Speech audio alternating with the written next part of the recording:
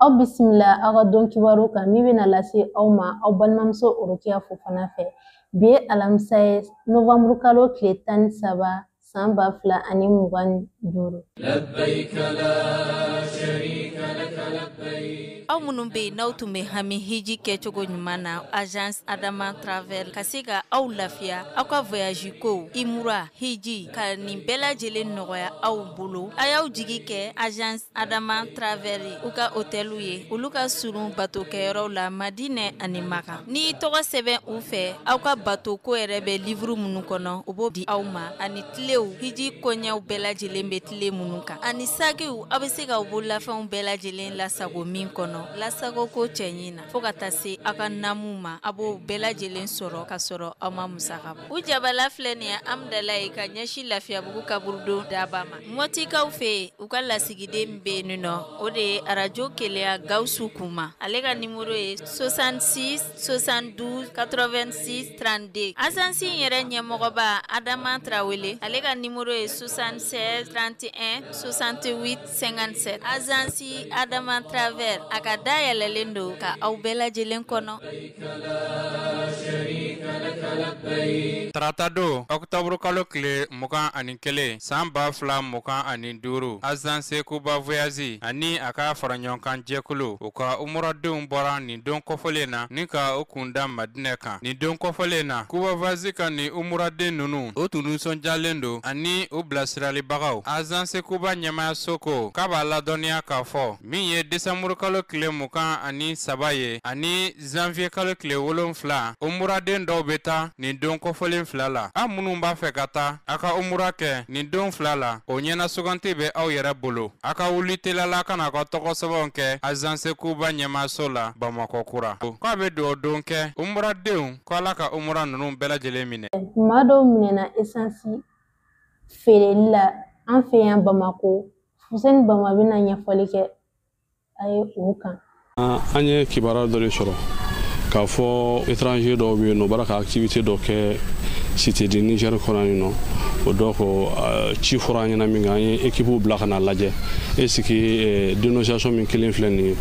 est-ce que tiɲɛ de don wa o dɔ ko u nana yan nɔ u nana ka na sɔrɔ tiɲɛ don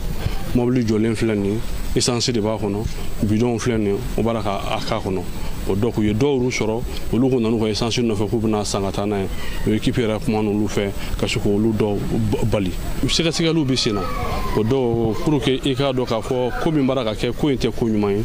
parce que bi na jamana ɲɛmɔgɔw ye décision ta k'a fɔ fɛn fɛn ye ka essence kɛ bidon kɔnɔ ou bien ka kɛ minɛn wɛrɛ kɔnɔ ko o kɔnnen do bi mais k'a fɔ gasoil kɔni bɛ se ka kɛ minɛn wɛrɛ kɔnɔ mɔgɔ bɛ kɛ ni yamaruya sɛbɛn min bɛ di DGCC fɛ o dɔw ko an nana ka na ninnu ɲininka bi kabini équipe sera na fo ka na se ne yɛrɛ ka an yɛrɛ ka seli ma yan nɔ an y'a ye k'a fɔ yamaruya sɛbɛn t'u bolo nin baara in kɛli la u kɔni taara essence ta dɔrɔn ka n'a jɔ u b'a k'a feere mɔgɔw ma et puis d'accord ɲininkaliw minnu kɛra sɛgɛsɛgɛliw y'a yɛrɛ k'a fɔ u b'a k'a feere mɔgɔw la sɔngɔ min ka ca ka tɛmɛ jamana ɲɛmɔgɔ ye sɔngɔ min fɔ parce que an ye mɔgɔ min mɛn a sanbagaw dɔw olu b'a k'a fɔ k'u b'a k'a feere u ma bidon 20 litres bidon ko 8,000 yɔrɔ o ye fɛn min ti bɛn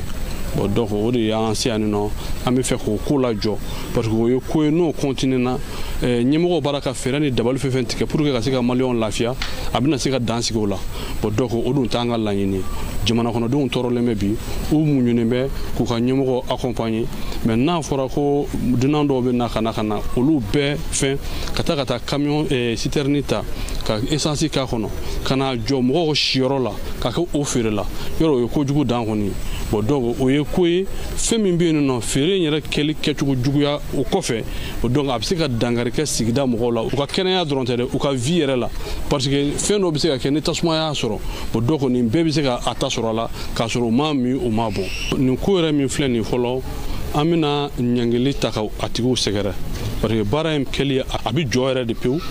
o kɔfɛ fana u ni ɲangili min kɛ ka sariya kan o ɲangili bɛ da o kan o tɛmɛnen kɔ ka fɔ yan an bɛ wele bila an ka jamana kɔnɔdenw ma an b'u fo u ka muɲu n'u ka sabali la an'u ka faamuyali ko ɲuman na min tigi bɔra ka nin baara kɛ o jamana kɔnɔden dɔ de ye bɛɛ ka continuer ka nin kɛ n'i ye ko dɔ y'i ka sigida la k'a kɛcogo min diya ci bila an ma pour que an kana sɛgɛsɛgɛli kɛ n'an y'a sɔrɔ i ye min fɔ ko kuma ye tiɲɛ o dɔ k'a b'a ye an bɛ se ka dan sira a ko a walejugu kɛli la wa a walejugu kɛbagaw fana ka se ka olu minɛ fana ka se ka sariya boli kan. Impôt directeur ale taara bɔ baarakɛla dɔw la o sariya o dɔ filɛ nin. Ni y'an ye Amidala ye impôt cakɛda ɲɛmaaba ka tile filanan taama daminɛna yen ne a n'o baarakɛlaw masalala mun kɔnɔna na a ye jamana ɲɛmaaw ka laɲini lase ni ka hakili k'u ye musaka ɲinita kan n'o ye recette ye ka bɛn ni décembre kalo natɔ ye. Anw centricati mɔgɔ anw bɛ fɛ k'an ta kɛ rapidement yanni 15 décembre yɛrɛ ka se n'ala ma an ka jɔnya jɔ an la an ka recette min ye 24 milliards ye annuel donc an b'o don pour que k'o bila jamana kɛsuw kɔnɔ. Laɲini min kɛlen don anw fɛ CM1 kɔnɔ yan nɔ anw bɛ miliyari 80 kɔ de ɲini k'a di jamana ma. Bon DID kɔnɔ n'o ye direction régionale des impôts du district ye ayiwa o fana kɛlen don k'a ta tilan an ye fɛɛrɛw ni techniques bila en place inchallah au 31 décembre ayiwa ɲinifɛn o bɛ kɛ sɔrɔ fɛn ye. Mun ye Bakiniyanfan impôt baarakɛlaw ye k'a daminɛ Torokɔrɔbugu, Falajɛ, kana se Badalabugu centre ma nunu bɛɛ lajɛlen fana ye layidu di Amadu Fall Janka ma laɲini sabatili la. Objectif de dilen do anw ma min ye 12 milliards 041. Bon, octobre kalo laban na an ye 7 milliards 702 millions on avait déjà réalisé avant. Donc kalo fila novembre décembre a tɔ ye 4 milliards ye. An b'a engagé 4 milliards in kan yani 31 décembre cɛ inchallah an bɛ don. A fɔra ko budget la impôt ka musaka hakɛ min ɲini o ye miliyari 1 ani 387 ko k'o ɲini an b'a kan caman kɛra la o yɛrɛ de y'an ka taama in kun ye k'a jira service la k'a fɔ ko ɲinini kɛlen b'an fɛ an sera mɔgɔ minnu ma an y'a sɔrɔ k'a fɔ ko u jɔlen bɛ faso ye u ye layiduw ta k'a fɔ k'u b'u jɔ faso ye layidu minnu tɛmɛna an cɛ u y'o fana timɛ donc an bɛ se ka fɛn min fɔ k'a fɔ faso ɲɛmaaw yɛrɛ k'a fɔ ko impôt direction n'a ka personnel bɛɛ jɔlen don k'a fɔ ko faso in kɔni fɛn fɛn min kan ka kɛ faso ye impôt ɲɛmɔgɔw na agent bɛ i jɔ n'o ye. Impôt cakɛda ɲɛmaa filɛ ka wulikajɔ min kɛ ka na se a ka cakɛda bolofara mɔgɔw ma yan'a ka kan bɛɛ da a ye hakilisigi kuma fɔ u ye. K'a fɔ ko anw b'u jigi kɔrɔ n'an segiw kɛra fɛn fɛn ye an b'o kɛ k'u dɛmɛ baara in na ka layidu di fɛnɛ faso ɲɛmɔgɔw ma k'a fɔ ko an b'an ka baara in na anw de kan ka se olu ma ni baara ɲɛlen kelen ye an b'o baara ni ala sɔnna ma yanni san ka ban fɛn min ɲinina anw fɛ an b'a ɲɛɲini k'a fara ɲɔgɔn kan. Novembre kalo tile 11 dugutigilakaw ka ɲɔgɔn ye senfɛ bɛn kɛra laɲini 13 bɔɲɔgɔnko kɔ an ye min sɔrɔ o kɛnɛ kan o filɛ nin. An ka danbew an ka tabiyaw ani an ka manifinya taabolo ɲumanw olu sɔrɔli fɛɛrɛw ɲinini kɛnɛ min sigira tarata don novembre kalo tile 11 CICB la an ka jamanatigiw dugutigiw an'an ka laadalamɔgɔw fɛ seko ni dɔnko ni yɔrɔ sahalew minisiri tɔgɔ la jamana marabagaw olu ka laɲini kɔnɔ a kɛnɛ kun cɛra ni laɲini 13 ye n'o ye recommandation ye min dɔ ye dugutigiw kabilatigiw tontigiw ani dɔnnibagaw olu ni bonya min ka kan k'o ka d'u ma. Écoliso minnu bɛ an fɛ yan nɔ a caman ye tubabu écoliso ni arabu écoliso de ye an ka laada kɔrɔ minnu bɛ yen nɔ ni ayiwa an b'an yɛrɛ dɔn olu kɔnɔ olu fana écoliso kan ka sigi ayiwa ka écoliso dilan mun bɛ ayiwa to an ka tabiya ni an ka ayiwa taabolo kɔrɔ an bɛ laɲini min na ayiwa o ka kalan o écolisow la. Mais a kana dɔ o écoliso fana ma an ka écoliso kɔrɔ minnu b'an bolo ayiwa kalan ka dɔ yen nɔ k'a ta ayiwa a fitinin na fo ka taa bila écolisobaw la camancɛ écoliso ni sanfɛ écoliso ayiwa valeur ninnu ka kala o bɛɛ la walasa an hakili bɛ Mali kan ka jɔ sen kura minnu kan ayiwa tabiya kura minnu kan an hakilila an ka yɛrɛya bɛ se ka sinsin ni tabiya minnu ye ayiwa olu ka kalan o écolisow la. Saliya Malika fɔ la ko laɲini minnu kɛlen filɛ nin ye ko ni ala sɔnna k'a sɛbɛn bɛ lase a laseyɔrɔ la. An danbew n'an tabiyaw ani an ka maayaw taabolo bɛ don ba la cogo min na ani k'u di an ka denmisɛnninw ma o ye nin kɛnɛ in baro baabu ye min sigira sen kan jamana dugutigiw kintigiw a n'a laadatigiw tɔgɔladon kɛrɛnkɛrɛnnen hukumu kɔnɔ. An ka danbe de b'a fɔ an ka du kɔnɔ ni dɔgɔnin kɛra milliardaire ye milliardaire don wari ɲiniyɔrɔ de la nka n'a bɛ so kɔnɔ dɔgɔnin de to a tɛ se ka kɔrɔya ɲini a tɛ se ka kɔrɔkan fɔ a tɛ se ka miirina ta k'a bila sen kan k'a sɔrɔ a mana k'a jira kɔrɔkɛ la kɔrɔkɛ jɛ n'a ye danbe ko i tɛ se ka siya falen i tɛ jamu falen ko min bangera i ɲɛ dugukolo kansigi la so kelen ko t'o la foyi t'o la min y'i kɔn dugukolo kansigi la o tigi y'i kɔn n'a ka ko y'i ɲɛ o bɛ ko dɔ i ɲɛ awa hali ni ala delilen don ka tɛmɛ i kan parce que ni ala mena jɛla ka tɛmɛ e kan ko ala y'i mara di o ma. Faamuyali caman sɔrɔla baro in senfɛ ɲininkaliw ni jaabiw dilen kɔfɛ. An ye fɛn dɔw tɔmɔ bi an bɛ se ka t'olu ɲɛfɔ an denw ye a fɔlɔ fɔlɔ o ye ladamu ye o ye n'o ye mara ye parce que danbe ani kɛwale n'i ma mara i tɛ se k'olu sabati ani an y'a dɔn bi ko sotigi de ka ca ko dutigi man ca. Kunu an y'a ye n'an tun b'an ka maaya kɔnɔ an b'an ka balimaya kɔnɔ an b'an ka sigi kɔnɔ furu tun tɛ sa balimaw tun tɛ fara kunu an tun bɛ seri min ni galama ye kunu an tun b'an tigɛ ko minɛn kelen kɔnɔ an nɔgɔw bɛ don ɲɔgɔn kɔnɔ kunu an funu tun bɛ ku ɲɔgɔn na kɔrɔ ye kɔrɔ ye dɔgɔ ye dɔgɔ ye i t'i ka kiri tigɛ yɛrɛ ye mun nana n'a ye tɛgɛkoji minɛ bi a bɛ comme si ni an ka faamaw ye tɛgɛkoji minɛ de lasegin an ma an minnu ye laadalamɔgɔw ye an minnu ye diinɛmɔgɔw ye an minnu ye ɲɛmɔgɔw ye anw de kan k'a lakile maa bɛ fɛn dɔ ɲɛmɔgɔya d'i ma mais pour que k'a lakile n'i yɛrɛ m'i jɔ i jɔyɔrɔ la a tɛ ɲɛnabɔ. Nin ye jamana laada kɔlɔsibagaw ni dugutigiw kintigiw ani a jamanatigiw tɔgɔladon kɛrɛnkɛrɛnnin ta k'o naaninan ye. Bamaxi kɛnɛ kan mɔgɔ dɔw y'u ka seereyaw di o seereyaw filɛ nin.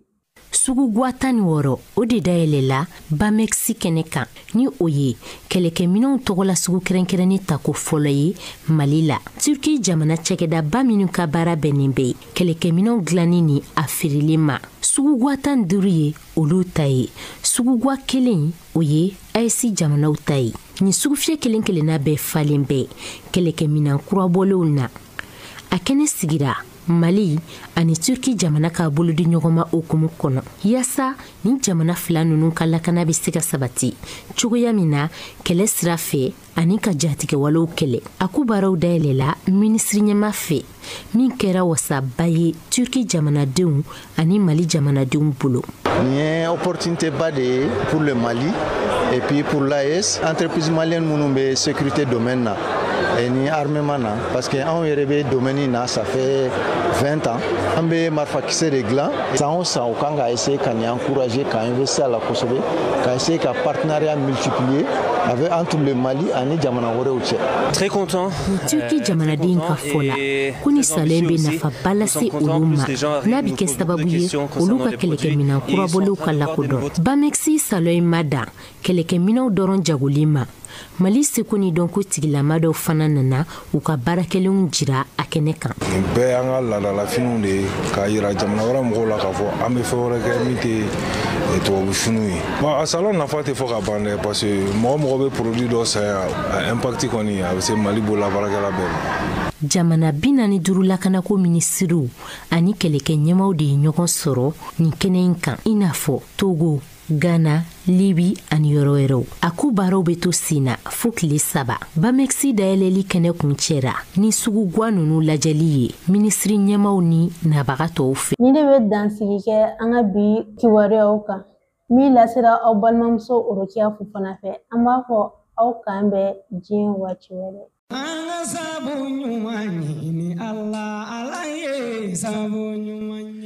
Nin ye kibaruya duman ye ka ɲɛsin cɛlakaw ma. Aw minnu bɛ yen ni gɛlɛya bɛ aw kan dilanko nasira fɛ aw ka teli walima aw tɛ aw sago sɔrɔ aw bɛ se k'a fɔ tabarikala Ala ni sabu ɲuman yɛrɛ barika la. Sabu ɲuman ye farafin jiri gɛlɛgɛrɛ ye kɔlɔlɔ tɛ minnu na u ka furaw ye suguya 2 ye a munta be dunta fana be walasa hadamadenya ka se ka kɛ hakilisigi ni basigi la fo kɛnɛya ka lasabati o kɛra sababu ye sabu ɲuman ye furudimi fura bɔ furudimi fura min bɛ kɛ sababu ye ka aw kisi dumuni yɛrɛ kɔlɔlɔ ma min ye koko ye inflexion ka se furudimi ma ale ni maa minnu bɛ ni kunkolodimi gɛlɛn bɛ u la sanga ani waati walima minnu bɛ n'u tɛ se ka sunɔgɔ sabu ɲuman ye wusulan bɔ wusulan min bɛ kɛ sababu ye ka se ka hakilisigi ni basigi la sabati aw ka ɲɛnamaya kɔnɔ n'aw mago bɛ sabu ɲuman furaw la sɔrɔyɔrɔ kelen pe arajo ɲɛta Abdoulaye Kanta fɛ yen a ka nɛgɛjuru sira 79 0D 77